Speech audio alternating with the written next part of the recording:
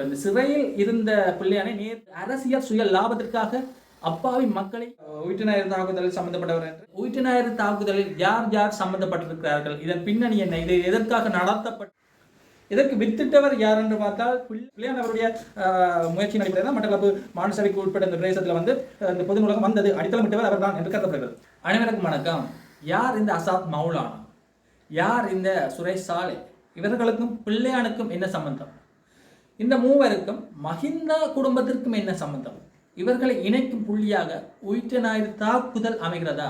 இப்போ அண்மையில் நடைபெற்ற விசாரணைகள் அடிப்படையில் பார்க்கும்பொழுது உயிர்நாயர் தாக்குதல் என்பது வந்து ஒரு அரசியல் சுய லாபத்திற்காக அப்பாவி மக்களின் உயிர்களை பறித்த செயல் என்று பல்வேறு விசாரணைகள் மூலம் தெரிய வந்திருக்கு.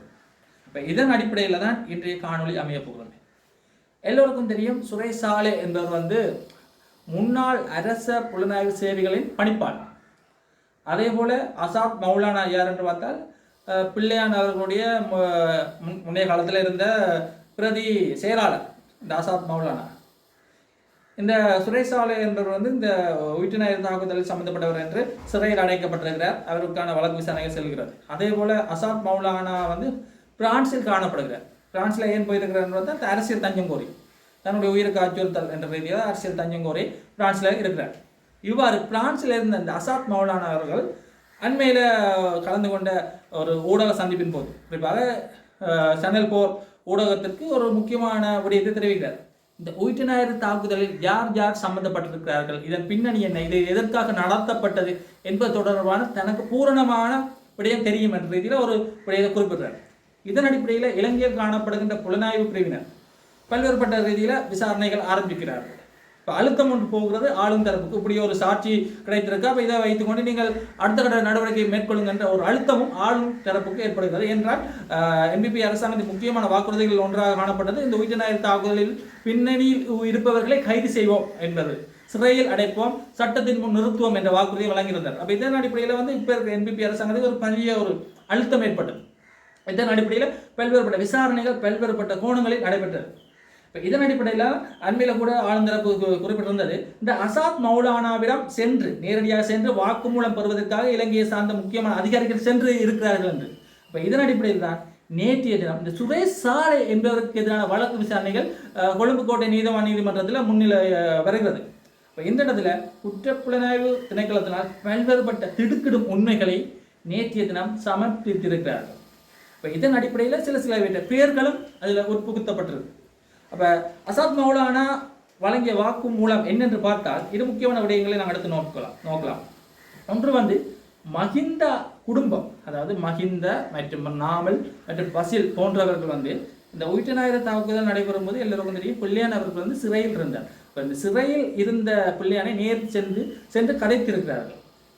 கதைத்ததோடு அவர்கள் முக்கியமான ஒரு வாக்குறுதியும் கொடுத்திருக்கிறார்கள் பிள்ளையான் அவர்கள். என்ன வாக்குறுதி என்று பார்த்தால், கோத்ராய பஸ்கா ஆட்சிப்படம் ஏறின ஒரு வாரத்துக்குள் உங்களை நாங்கள் சிறையில் இருந்து எடுப்போம் என்ற ரீதியில் ஒரு வாக்குமூலம் கொடுத்ததாகவும் வாக்கு அளித்ததாக யார் வாக்குமூலம் கொடுத்திருக்க அசாத் மௌலானா என்பவர்.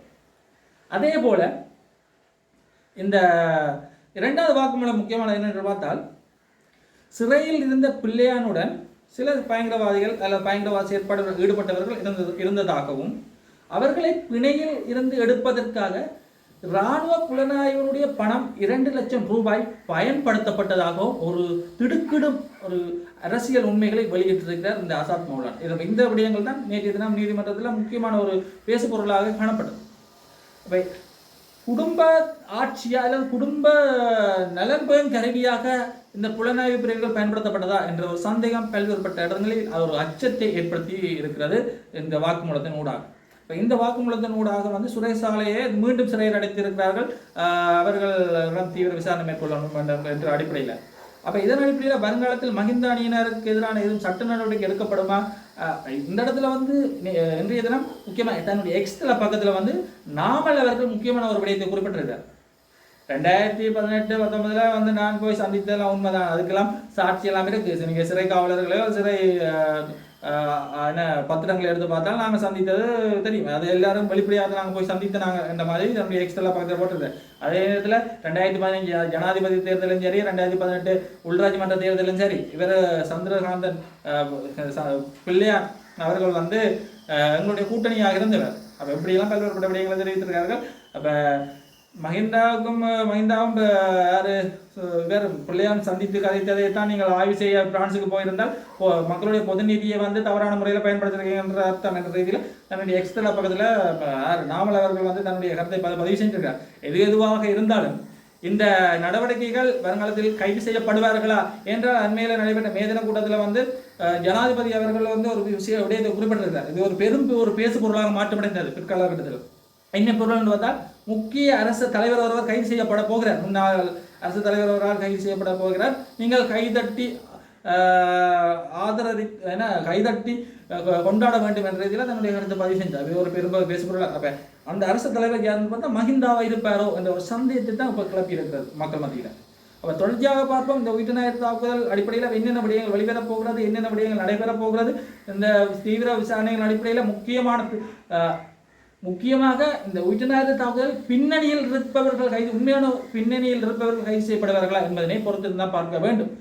என்ன நடக்கத்தான் போகிறது என்பதை பொறுத்து இந்த இடத்துல நாங்கள் என்ன ஒரு முக்கியமான விடயத்தை பார்க்கணும். பெரும் ஒரு பேசு பொருளாகவும் ஒரு விமர்சனமாகவும் பல்வேறுபட்ட கருத்தாக்கங்களையும் உருவாக்கி இருக்கிற விடயம் என்று பார்த்தால் அண்மையில் மட்டக்களப்பு மாநகர சபைக்கு உட்பட்ட பிரதேசத்தில் பொது நூலகத்தை ஜனாதிபதி அவர்கள் திறந்து வைத்தமையும் அந்த நிகழ்வில் கலந்து கொண்ட உறுப்பினர்கள் உரையாற்றியமையும் அந்த நூலகம் தொடர்பான பல்வேறுபட்ட விடயங்கள் தான் இன்று ஒரு பேசு பொருளாக மாற்றமடைந்து வருகிறது. குறிப்பாக 15 ஆண்டுகளுக்கு முன் எடுக்கப்பட்ட நடவடிக்கை இப்பொழுது முளைத்திருக்கிறது என்ற அடிப்படையில் இந்த நூலகம் இலங்கையில் 2வது பெரிய நூலகம் என்று சொல்லும் அளவிற்கான பிரமாண்டமான நூலகம் திறக்கப்பட்ட ஒரு விடயம். இதற்கு வித்திட்டவர் யார் என்று பார்த்தால் பிள்ளையான் என்று கருதப்படுகிறது. பிள்ளையான் அவருடைய முயற்சியின் அடிப்படையில் தான் மட்டக்களப்பு மாநகர சபைக்கு உட்பட்ட இந்த பிரதேசத்தில் வந்து இந்த பொது நூலகம் வந்தது. அடித்தளமிட்டவர் அவர் தான் என்று கருதப்படுகிறது. இதெல்லாம் ஒரு புறம் இருக்கைங்க, அந்த நிகழ்வில் கலந்து கொண்ட ஜனாதிபதி அவர்கள் ரிபன் பட்டி நூலகத்தை திறந்து வைக்கிறார். அதே நேரத்தில் சுமந்திரன் அவர்களை அழைக்கிறார் ஜனாதிபதி அவர்கள் நினைவுகள் திரையை நீக்குவதற்காக. அப்போ பாராளுமன்ற உறுப்பினர்கள் மக்களால் தேர்ந்து செய்யப்பட்ட பாராளுமன்ற உறுப்பினர் இருக்கும் பொழுது சுமந்திரன் அவர்கள் அழைக்கப்பட்டது ஒரு பெரும் ஒரு பேசுபொருளாக மாற்றமடைந்திருக்கிறது. இது ஒரு புறம் இருக்கட்டும். அதே நேரத்தில் இந்த நிகழ்வில் கலந்து கொண்ட சுமந்திரன் அவர்கள் சில விடயங்களை குறிப்பிடுறார். ஒன்று வந்து அதிகார பகிர்வு என்ற ஒரு விடயத்தை முன்வைக்கிறார்.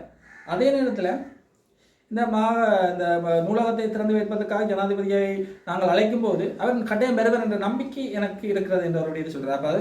அதாவது ஜனாதிபதி அழைத்தது யார் என்று வந்தால் தமிழரசு கட்சி. ஏன்னா தமிழரசு கட்சியின் ஆளுகை கீழ்தான் மட்டக்களப்பு மாநகர சபை இருக்கிறது. இப்போ இங்கே தான் ஒரு பேசு பொருள் உருவாகி இருக்குது. என்னென்று பார்த்தால் அண்மையில் சுமந்திரன் அவர்கள் ஒரு விடயத்தை தெரிவித்திருந்தார். என்பிபி அரசாங்கத்தை வடகிழக்கில் காலூன்ற விடமாட்டேன் என்ற ரீதியில் தன்னுடைய கருத்துக்களை சொல்லியிருந்த இந்த சமூக ஊடகங்கள் வாயிலாக. ஆனால் அதே சுமந்திரன் அவர்கள் அதே தமிழரசு கட்சி இன்று ஜனாதிபதி அழைத்து இந்த நூலகத்தை திறந்து வைத்திருக்கிறார். இது வந்து ஒரு பெரும் பேசு பொருளாக மாற்றமடைந்து வருகிறது. இது ஒரு புறம் இருக்கைங்க. அவர் கூறிய அந்த அதிகார பகிர்வு என்ற ஒரு விடயத்தை எடுத்து நோக்குவோம். அப்போ அவர் சொல்கிறதா இந்த ஜனாதிபதி அவர்கள் திறந்து வைக்க தான் வந்து நினைவுகளை திறந்து வைத்தது வந்து ஒரு நாங்கள் எங்களுக்கு இடையிலான அந்த பணிகளை பகிர்ந்து கொள்வதன் ஒரு முன்னுதாரணம் என்ற இதை சொல்லிவிட்டு இதன் அடிப்படை இதே போன்றுதான் நீங்கள் கடந்த 19ஆம் தேதி ஒரு விடயத்தை குறிப்பிட்டிருந்தீர்கள். என்னென்று பார்த்தால் இன்னொரு யுத்தம் இடம்பெறுவதை நான் அனுமதிக்க மாட்டேன் என்று ஜனாதிபதி அவர்கள் குறிப்பிட்டிருந்தார் என்ற ரீதியில் சுமந்திரன் அவர்கள் குறிப்பிட்டு அதே அப்போ அந்த யுத்தம் இன்னொரு முறை வரக்கூடாது என்றால் அதிகார பகிர்வு வந்து கட்டாயம் என்று நாங்கள் இந்த நிகழ்வில் கலந்து கொண்டு எங்களுக்கு இடையிலான இந்த பணிகளை பகிர்ந்து கொண்டது மாதிரி அதிகார பகிர்வுகளை மேற்கொண்டால் தான் ஒரு யுத்தம் இன்னொரு நாட்டில் வராது. ஏற்கனவே நீங்கள் ஒரு போராட்ட குழுவிலிருந்து வந்திருக்கிறது யார் ஜனாதிபதிகள் வந்து வரலாம். அதே போல் சுமந்திரன் அவர்களும் தானும் போராட்ட குழுவில் இருந்து வந்த ஒரு நபர் தான், குழுவை சார்ந்த நபர் தான்.